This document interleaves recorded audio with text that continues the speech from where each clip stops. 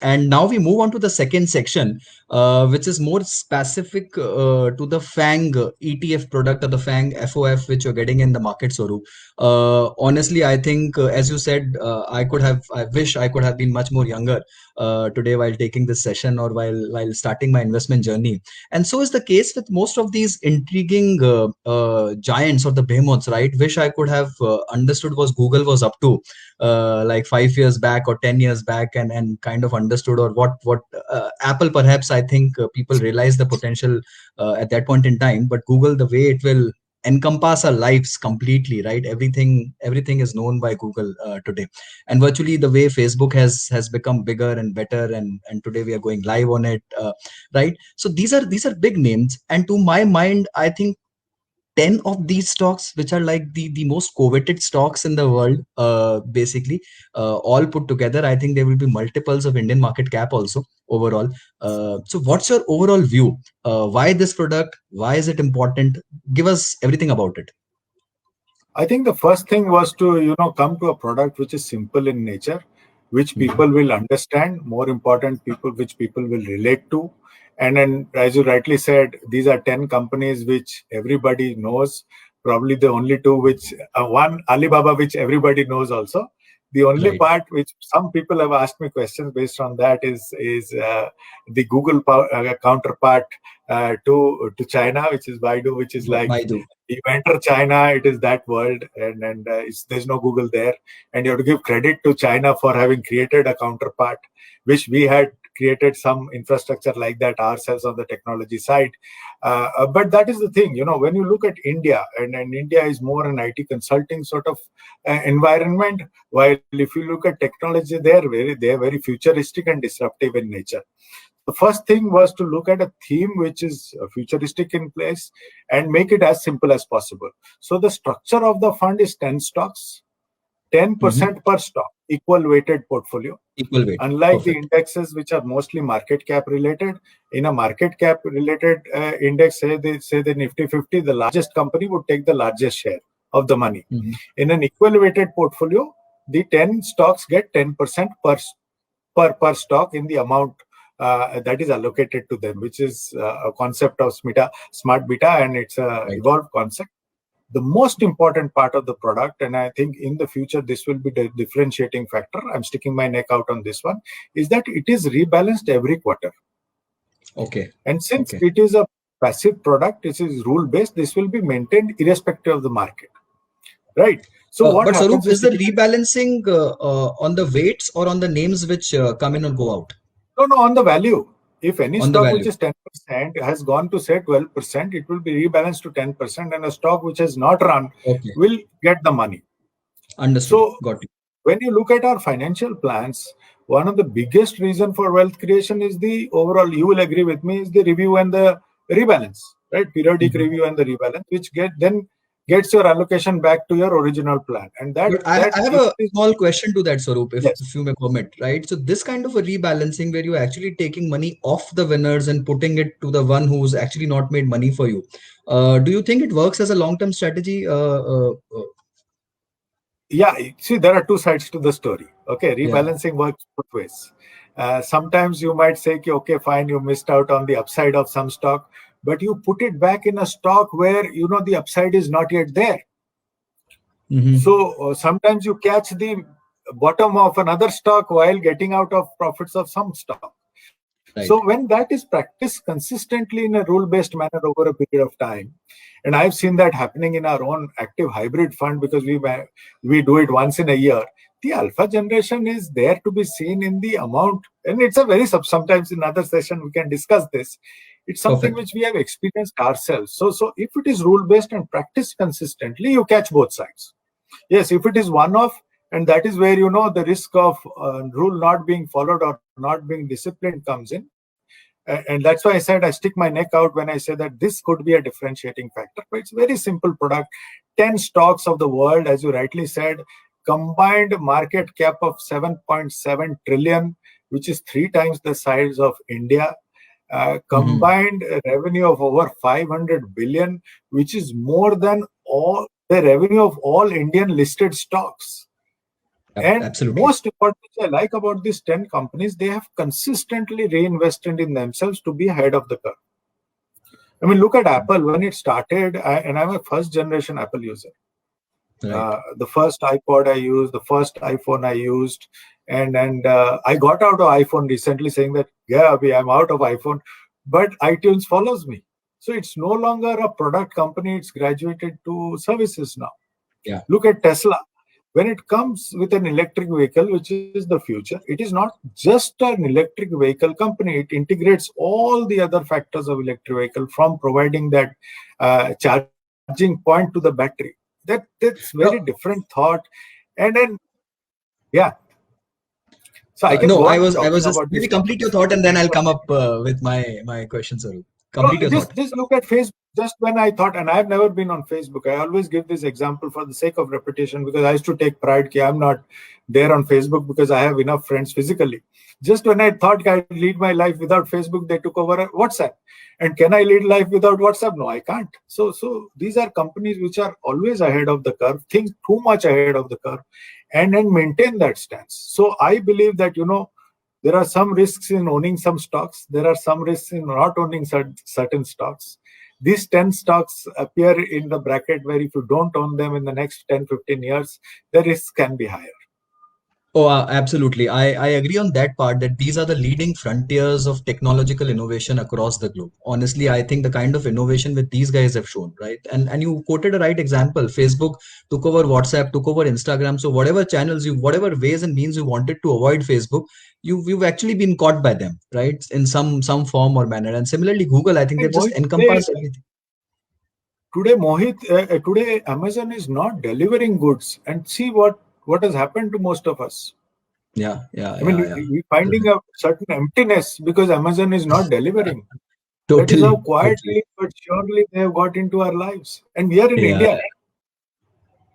Absolutely, absolutely. So I completely agree with that. Now, Sarup, my counter thing to this is some of these names, and especially when you mentioned Tesla, right? I think that's a question which perhaps you would have, many would have asked you, and I don't think so there's a right or wrong answer to it. But the kind of crazy valuations which these companies run on, few of these, right? Especially Tesla, to that matter, it's unreal.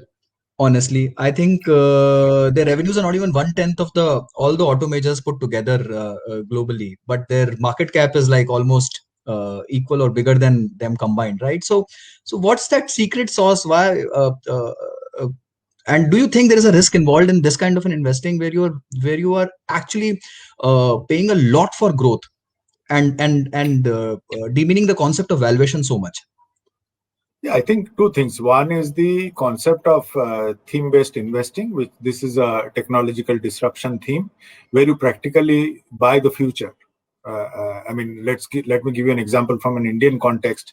When we launched a consumption fund 7 years ago, it was primarily FMCG. But Okay. we said that it would get today. Consumption as a theme is not debated, right? Mhm. When we launched healthcare 3 years ago, it was pharma, and Right. healthcare is yet to unfold. So when you invest in a theme, primarily you're buying the future. You can debate one particular stock. I'll come to that later. The other Hmm. concept which Indians have to also graduate to is this concept of mega trends. I mean, while we are talking about the future being client cloud computing, artificial intelligence, you just reflected on the fact that if there's one person who knows everything about our lives more than us is Google. Absolutely. Google at this moment knows very well that you and I are talking and doing this show. There is nobody else who knows us better than. So when you combine all this and project the future and base it on the fact that these are companies which will reinvent themselves consistently, you are buying that, Hmm. right? And post COVID, and it's very important for us to also understand that the kind of money power they have, they can probably go out and buy a company which is ahead of them Yeah, because yeah, they are absolutely. surely larger than all of them. So the possibilities with this company are very large. And when you come to Tesla in particular, you know, I used to always say that, Tesla is the only company where you pay for the services while the others are available free to you. Tesla is now saying, buy it now and I'll take the money from the grandson. What the model is unbelievable. And to be fair to the gentleman who runs it, he's been ahead of the curve, and electric vehicle is the future. What Tesla will do is probably bring out better electric vehicles than what is there in the world right now. But Tesla continues to innovate, and you will see Tesla doing that kind of an impact when it comes to India.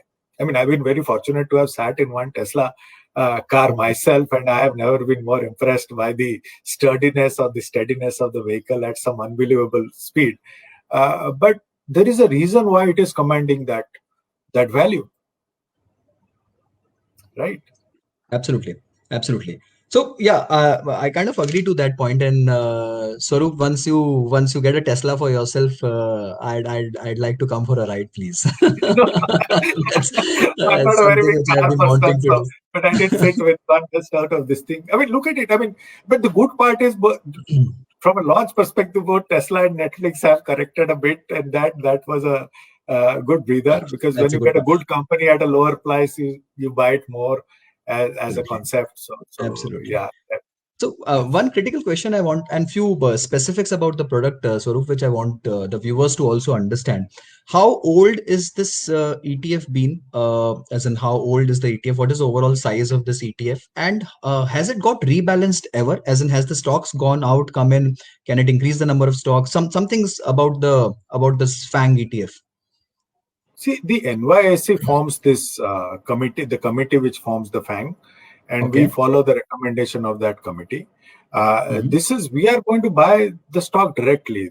We are not feeding into any ETF. These are 10 stocks Okay. which we will buy directly.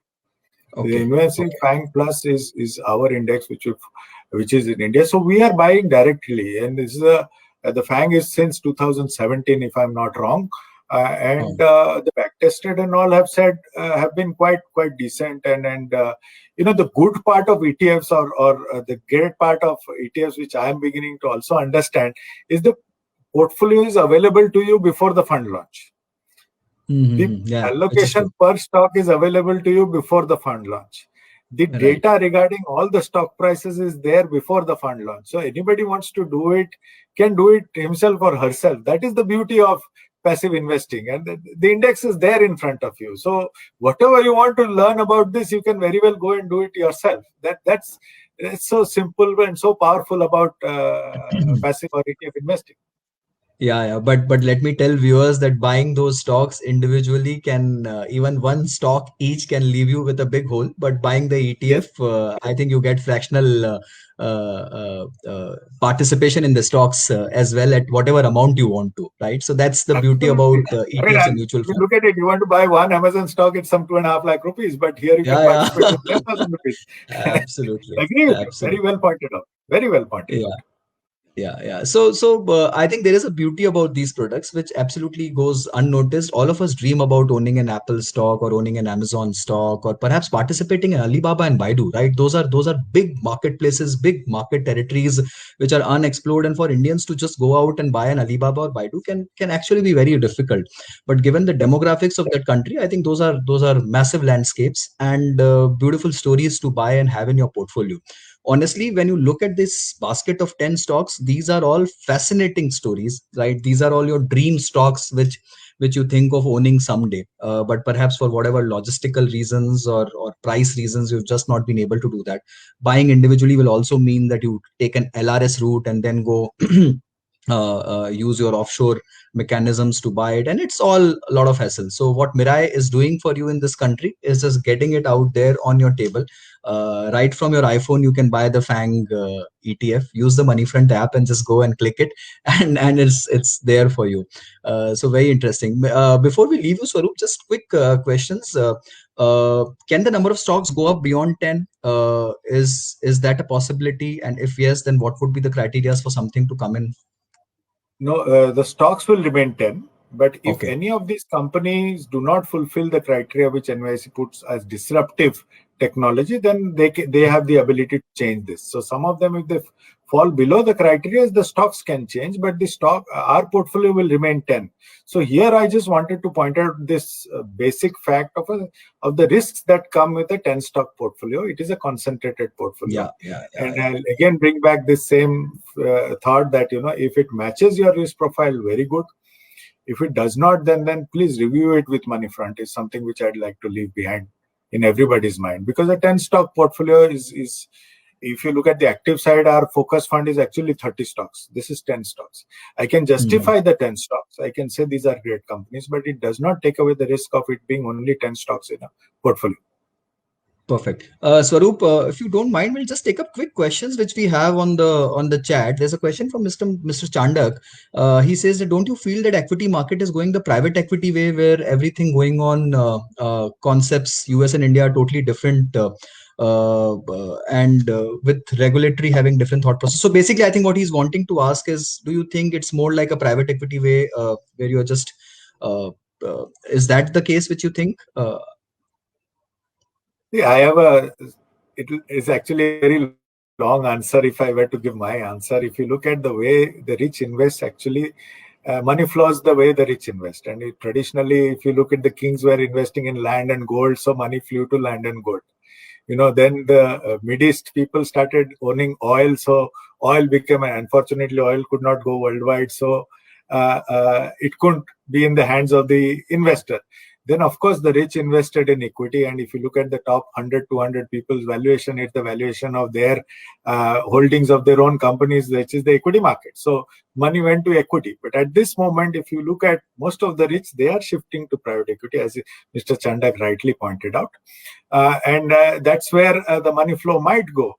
But at the same time, when you look at disruptive technology is about the future. That is where the alpha really grows. And you're talking about things which are ahead of time. Typically, private equity, when you look at investing, it's also the same concept. You are investing in an idea which will probably play out in the future. So similarly, when you look at some of the disruption that is there globally, and you catch some of them earlier, imagine catching Apple when it started. Nobody gave it a chance, right? The great Warren Buffett did not invest in Microsoft because he thought goods cannot be shared from one satellite to the other. But these are very different stories, and hence the potential is there. And I'm not taking away anything from the fact that there is a definite shift in global investing, in Indian investing, to private equity, and that's a separate story in itself. Yeah. I think perhaps we cover it some other day. There is because we're talking of disruptive technologies, and I like one fascinating question out there by Ved on the chat, which is, are you considering investing into or coming up a fund where the underlying will be crypto one day? Just those Mohit, I different missed you on disruptive that thoughts. one. Are you considering investing in a fund where crypto will be an underlying asset, crypto or Bitcoin or whatever? That invariably comes in every sort of discussion. Yeah. I know when you talk about disruptive technologies, I think people are fascinated by it. Tesla is available through Bitcoin, so it's something which that's a good one. We need to understand it in the future, and if some of us understand it, why not? But at this moment, we are far from understanding crypto. Is a very mere asset sort of answer. Perfect. I think that it's time. It's a cryptic subject, so to say, which is yet not been decoded fully by the markets and participants and fund managers alike. But I'm sure the day is not far when it'll become like a simple study, and you will find a way to invest into underlying crypto assets as well, right? Just one last thought, and again, that's which has been pointed out there. Nokia was once a market leader, Swaroop, and we all know how it went, right? Is there that kind of a risk? How does that kind of a risk get managed through this fund? If some of the stocks were, let's say, some of these fairy tale scripts were not to play out in the manner in which we envisage today, is there a mechanism to kind of control the damage in some form or manner? See, like I said, I think the council there or the committee there will take cognizance of a company going out of the framework of disruptive technology. But since you discussed Nokia versus these are companies which have reinvested themselves in their R&D, probably one of the largest R&D investing companies over the last 10 to 20 years, all of them. They've featured in the top 100 R&D investing companies consistently. Okay, that is what sort of shifts them away from the rest. And typically, there is this great saying by Jack Welch that when the reaction outside is faster than the reaction inside, the end is near.